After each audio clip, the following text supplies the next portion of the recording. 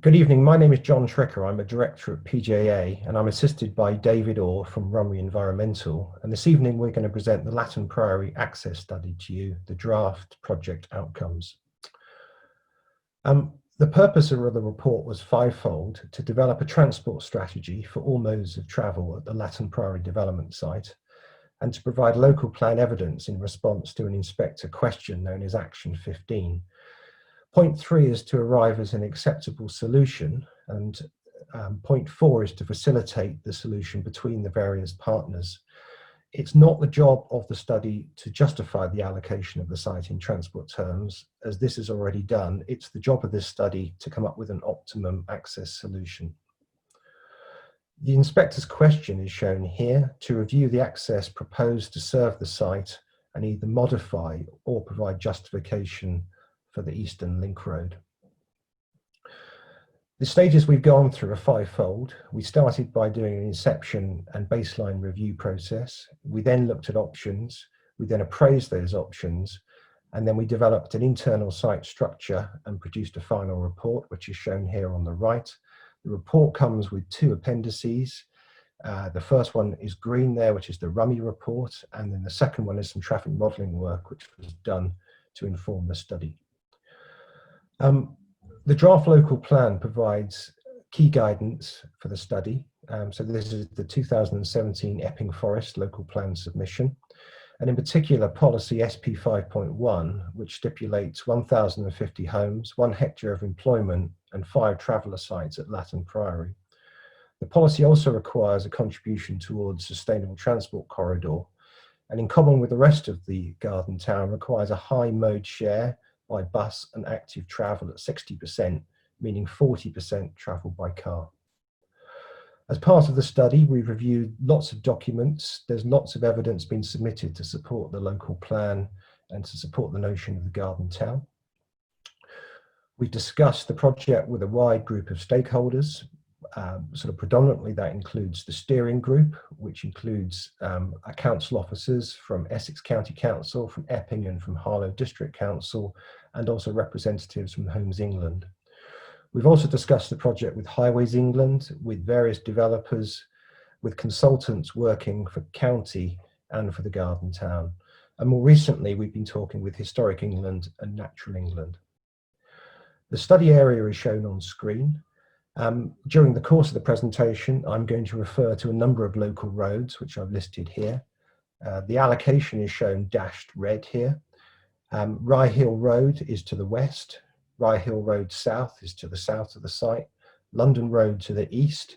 And to the north of the site, we've got the urban area of Harlow, with Fernhill Lane and Riddings Lane accessed off Commonside Road, which in turn is accessed off Parringdon Road. During the course of the study, we've looked carefully at the road hierarchy on the left here. We've looked carefully at bus routes shown blue on the right. We've looked at segregated cycle routes, and we've looked at public rights of way, which are shown on the right in green and purple. The study's also been informed by ongoing work on the LC WIP, which is a local cycling and walking infrastructure plan, and also emerging thinking on the sustainable transport corridor, which would promote a north-south bus rapid transit route linking Latton Priory with the town centre. We've also been looking at something called Lincoln Place, which is data provided by county that lets us understand transport demand and place characteristics such as local centres and local schools. I'm going to hand over to David, who's going to talk you through some of the local constraints. Hi, yes. My name is David Orr, Rummy Environmental. We did the review of the landscape, heritage, biodiversity, and townscape aspects of the project. From the landscape point of view, the key constraints we've been looking at are the ridge line, which is the brown dotted line across this diagram. And then that is a key feature that topographically separates Harlow from the surrounding countryside. And the SP5 site sits across the top of that. The landscape character to the north of the ridge and across the ridge is of one type, Jack's Hatch, Church Langley. It's a plateau farmland with open field systems And then to the south, beyond Latton Priory to the south, the character opens up to a much more uh, enclosed farmland with smaller field patterns. From the heritage point of view, we have to recognise there are two scheduled monuments, the orange sites, Latton Priory and the moat near Dorrington Farm. We have a number of listed buildings shown in pink around the site, which include Latton Priory. We have historic field patterns, which are the green patch sites around Latton Priory, which are a pre-18th century enclosure. And then from the biodiversity point of view, we have a number of woodlands, including particularly mark bushes and Latton Park, and which is also an ancient woodland and county wildlife site. And then to the west of the Latton Priory, by the water tower, we have the Parndon Woods site of special scientific interest.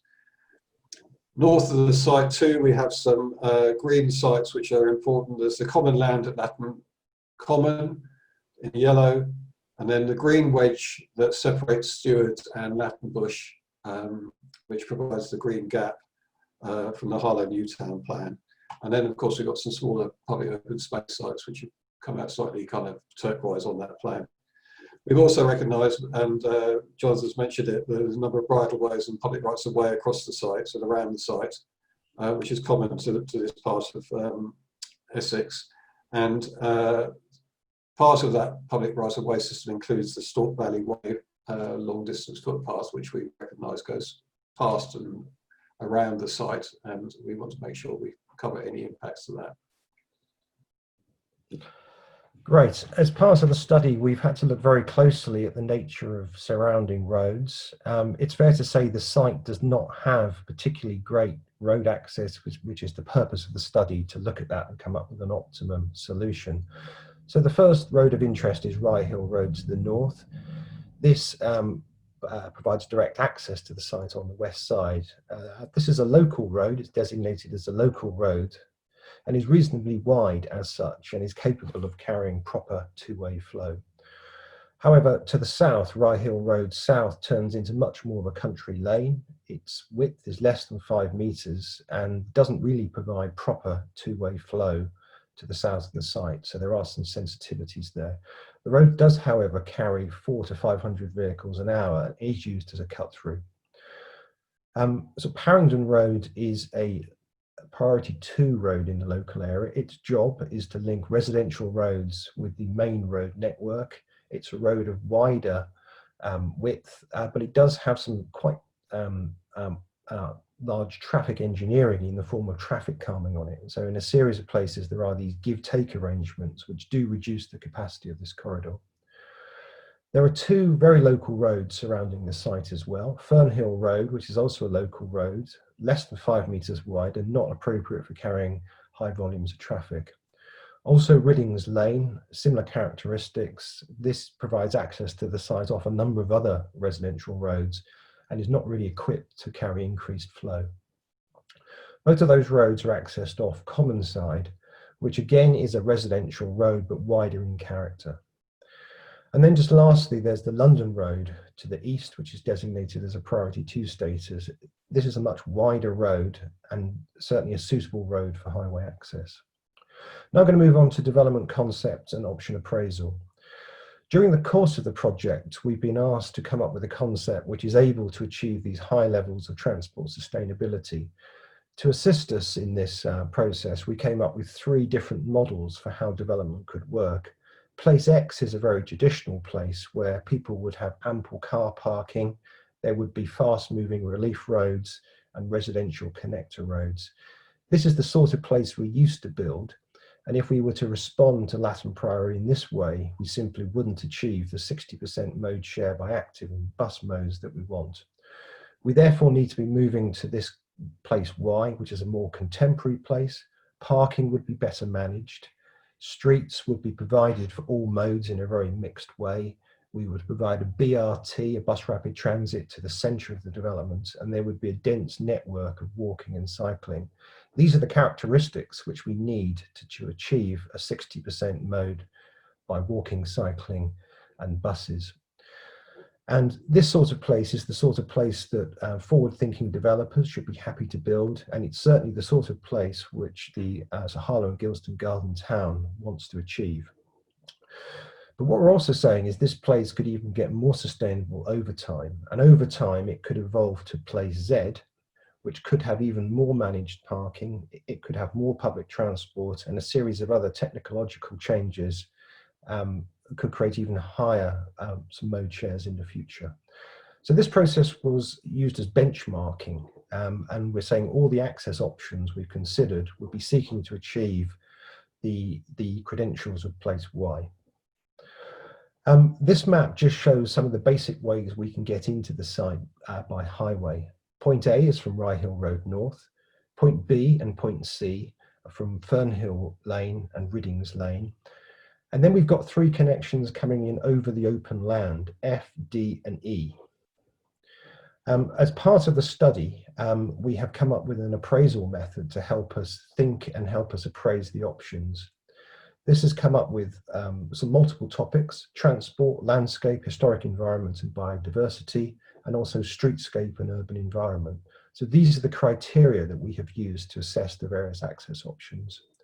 From that, we've developed a RAG rating, a red, amber, and green rating for each of these topics. We started with a long list of 10 different options. I won't go through the detail of these, but 5 of those options were discounted, these ones at the bottom, because they scored red lights in some way. And that was really a combination of things. It was a combination of adverse traffic impact, or it was a combination of creating impacts on environmental assets like heritage or landscape. We then took forward the 5 options at the top for further assessment. To help us do that, we did some basic traffic modelling work. And here is a summary of some of the basic numbers coming out of that traffic modelling work. For the size of the development we're talking about, which is 1,050 homes, some employment and a large secondary school, this would create something like 943 movements in the morning peak. So these are actually quite significant amounts of traffic, even though we have assumed a 60% mode share by walking, cycling and bus. To give you a feel for what that means, that's about 15 cars a minute at peak. It would be much less off peak, obviously, but that's the working assumption. We've then done some basic traffic modelling work. We've taken base traffic flows, we've added that development traffic in, and we've produced these resultant traffic flow diagrams. We've done this for each of the 5 different options. I just wanted to take some time and talk you through the 5 options now. This is option 1. This would propose access to the west only. It would have a series of walking and cycling connections across the site boundary with these red circles. So there are lots of walking and cycling connections. The site is very permeable by those modes. We would also include the BRT link through the green finger, coming in over Commonside, straight to the heart of the site. Our detailed work on traffic modelling, however, has shown that this scores a red light in traffic impact terms because of the sheer concentration of traffic on Rye Hill Road North. Over 900 vehicle increase in the morning peak was deemed to be unacceptable and would create a severe impact. It did, however, score okay on some of the other criteria. Option 2 then included Fernhill Road and Riddings Lane into the mix. Unfortunately, this scored a red light on amenity grounds because of some of the local sensitivities of neighbourhood assets like schools and community centres and the traffic impact upon those items. Option 3 then introduced a further access to the east linking to London Road. This has scored a green light in traffic impact terms because the impact is much more widely dispersed across the network. Longer distance trips can travel directly to London Road and the motorway network beyond, whereas local car-based trips can travel straight into the urban area of Harlow. This option was also shown to score with amber lights on environmental, and so David will discuss some of those impacts later on.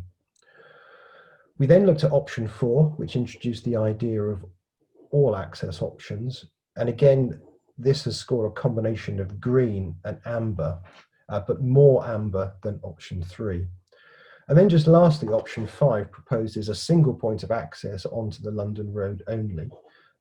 This has also scored a red light because of the sheer concentration of traffic at one place, and also the convoluted nature that a lot of this traffic would then need to take to get into Harlow and settlements to the north and west of Harlow. So in conclusion, option 1, 2 and 5 have scored red lights because of traffic impact. Option 3 and 4 have exhibited some local traffic impacts, but option 3 has less local impact. Thus option 3 is best in transport terms. It's also shown to be workable in environmental terms. And our work has also shown that a link road is compatible with the greenbelt status of the land to the east. This slide just gives you some of the key outcomes from option 3. There would be some fairly large increases in traffic on Rye Hill Road North of the order of 75%. So, however, this is a relatively short section of road before you get to Parringdon Road, where the impacts are much smaller and much more sort of manageable. We've also concluded that impacts onto London Road North and South are fully manageable. And David will just talk through some of the environmental aspects of this option. Excuse me. Yeah, on this particular option, we looked at what the impacts were primarily coming in from the east, although we're obviously looking at all sides of the site. But the east are where the sensitive issues arise, particularly in landscape and heritage and biodiversity terms. So the East Link raises us questions about whether we're going to disturb the historic field pattern around Latton Priory and off London Road and Rye Hill Road South. We noticed that the link road obviously crosses the tree belt that emanates south of Mark Bushes, and that tree belt is part of the ancient woodland and county wildlife site. So we would be cutting that by any infrastructure. And obviously we're impacting on the open countryside landscape there, which has a moderate value at least. In terms of heritage, the East Link is going very close to the scheduled monument of Latton Priory. And whilst we don't touch the monument itself, Historic England are very aware of the fact that we ought to be aware of the setting of that monument and its historic value. And we shouldn't disturb that setting if at all possible. So every step needs to be made to be aware of that. In terms of biodiversity, I've talked about the county wildlife site, but there's also other issues to do with hedgerows and the severance effect we may have upon things like bats and birds and reptiles by putting that road through on the east side. So whilst those are mitigatable impacts, they are things that we need to be aware of. So it raises a sort of orange amber light for us. Townscape, we don't see any major impacts. Rye Hill Road North, there may be some minor impacts, but we think those are mitigatable. Great. So now, just to conclude, we want to talk about the preferred option development. So this plan shows a evolved option 3, a concept plan for development, if you like. This would include 2 main points of highway access to the east and to the west in common with option 3. The proposal to the west would be to change the priority of Rye Hill Road so that Rye Hill Road would run seamlessly into the development site, and the southern section would form a sort of minor arm to a new junction. To the east, we have realigned the relief road to deal with some of those sort of heritage and landscape concerns coming out of the appraisal work.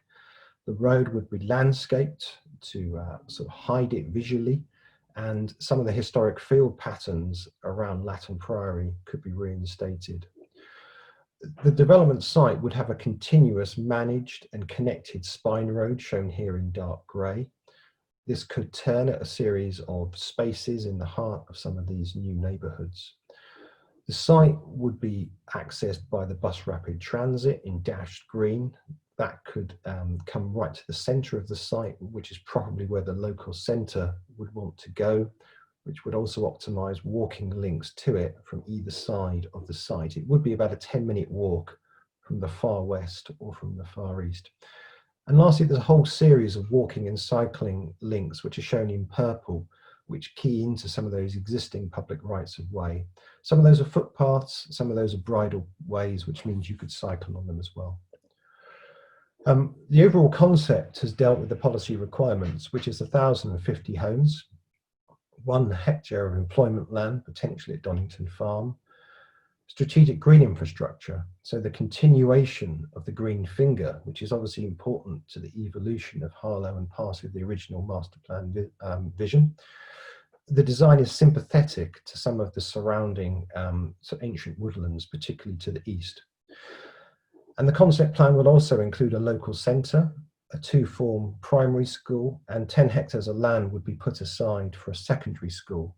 The schools are probably located towards the centre, southern part of the site, meaning that school playing fields could be located on the land beyond the ridge and potentially retained in greenbelt. We have developed a transport mitigation package to allow the development to proceed. This plan just shows the local mitigation package around Rye Hill Road. To deal with the increases in traffic on the short section of Rye Hill Road North, we would look to build a new segregated footway cycleway through the public open space, and then using highway verge on the east side of Rye Hill Road. That would allow proper uninterrupted 2-way flow on the main carriageway. For the southern section of Rye Hill Road, we would look to ban through traffic through a traffic regulation order. The new connected but managed Spine Road and Eastern Link Road would therefore provide an alternative to this cut through. So it's likely that the 400 or 500 users who currently use Rye Hill Road South at peak time would divert and come through the new development, or just choose to go another way. But we feel, given the space requirements and the sort of country lane nature of Rye Hill Road, that is the right solution. Then, looking further afield, we would need to sort of come up with a series of measures to help deliver the sustainable transport corridor, particularly its interface with Commonside Road, and potentially the bus link would be given priority over Commonside Road at that location. There's a series of junction capacity enhancements, sort of particularly at Parringdon Road and Southern Way, but also at junction 7 of the M11 as well. And also we've come up with some possible low traffic neighbourhood strategies. Now what we mean by these is by selectively reducing capacity, or actually banning capacity on a number of junctions, so banning movement, sorry, we can actually manage some of these wider traffic flows. And by doing that, we can actually encourage better walking and cycling in some of these existing communities by taking out some traffic. So we've also provided some guidance on that, which may be helpful for influencing mode share across this whole area of Harlow. So that concludes the main part of the presentation. I just wanted to finish by talking to you about the next steps we're going through. At the moment, we are taking final comments from our steering group. We're presenting to a series of sort of members in different councils, Essex County and the 2 borough councils. We are also talking with stakeholders, and once we've done that towards the end of June, we will be submitting this document as local plan evidence. Thank you very much.